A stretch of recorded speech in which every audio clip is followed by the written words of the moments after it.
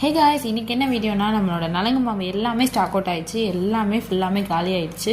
So next batch வந்து ready பண்ணிகிட்ருக்கோம்.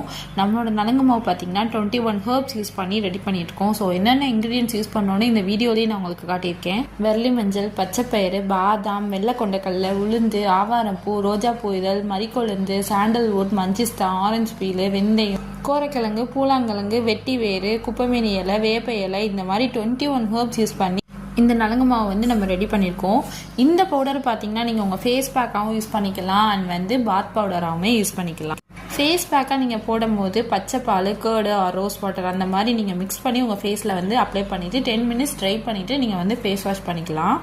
So இந்த பவுடர் பார்த்தீங்கன்னா உங்கள் ஃபேஸில் உள்ள பிம்பிள், டார்க் சர்க்கிள் அண்ட் வந்து பிரிங்கிள்ஸ் வரதுமே இது தடுக்கும்.